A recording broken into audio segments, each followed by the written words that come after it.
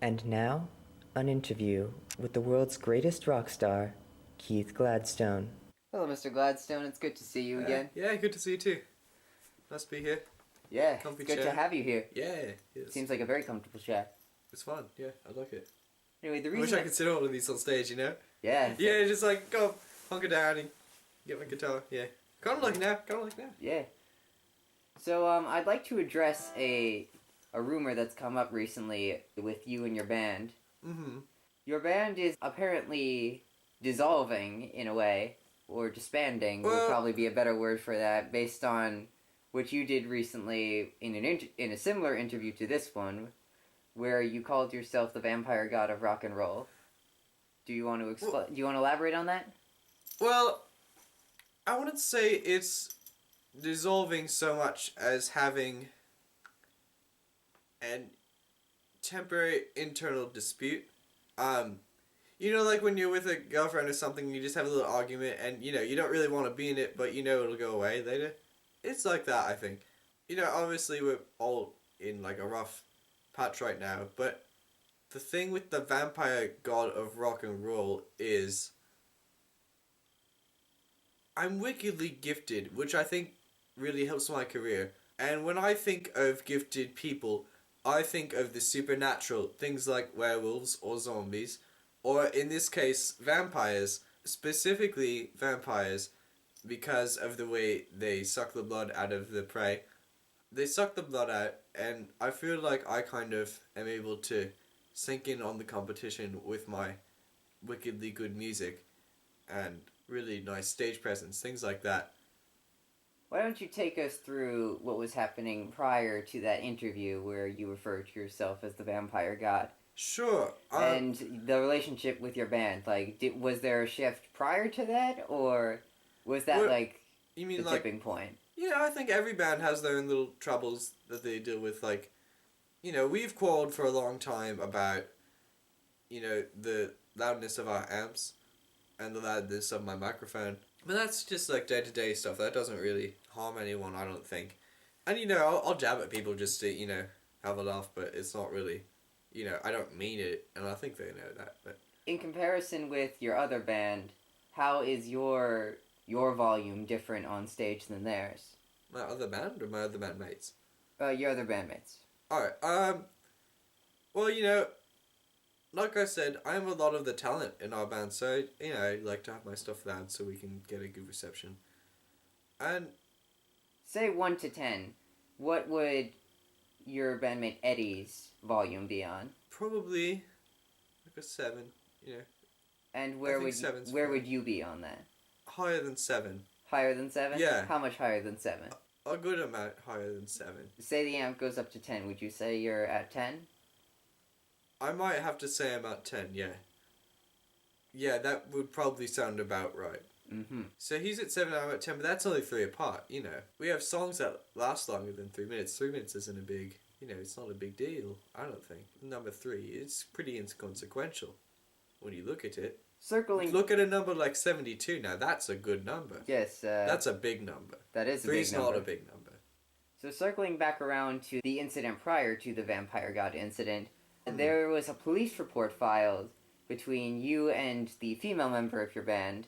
I believe her name was Natasha. Yeah, it's Natasha, yeah. Yes, apparently Natasha had some pretty big issues with your famesake song, the song that made you popular. Yeah, I think it's because she doesn't go through it herself, where it's harder to see, you know, the trouble that really goes on with it, which is really why I wrote this song, was to show people who don't suffer that it's, you know, it's a worthwhile issue to consider.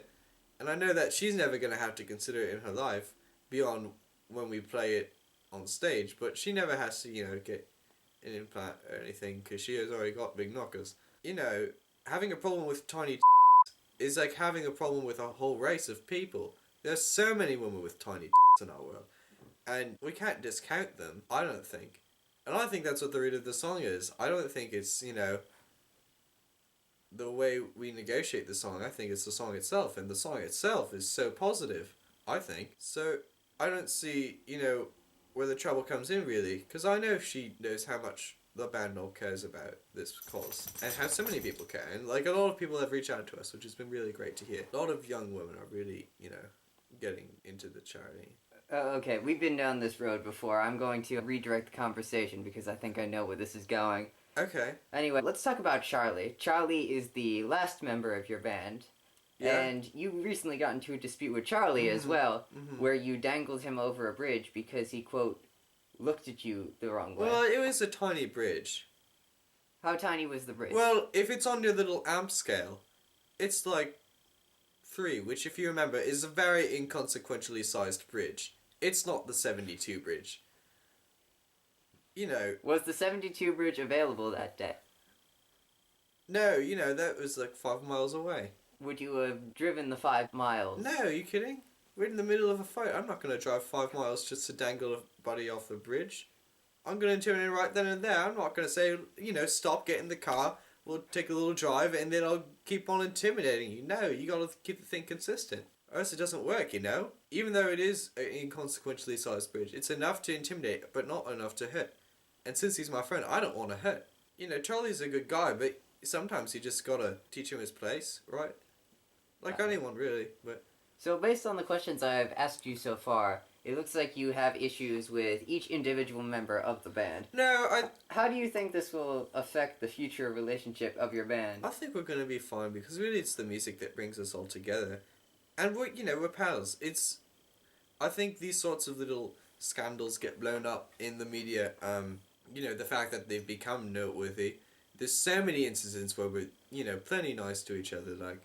they get me food and things when I ask for it, or they'll, nice things that we do for each other.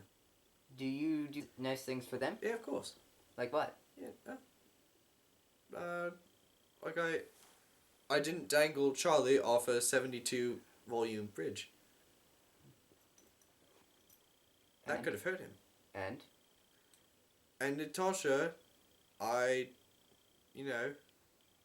acknowledged that she had big and rather than just ignore it, I embraced it because, that's what we're trying to do. We're trying to embrace women for the body image. And Ed? Yeah, Ed and I are just generally, Ed's very quiet, but he's very nice. I like Ed. No problem with Ed. Alright. Absolutely no problem with Ed, yeah. Well, thank you, Mr. Gladstone. This has course. been very, very helpful. Thank you, yeah. It's been good. I will see you again soon. See you. This has been an interview with Keith Gladstone.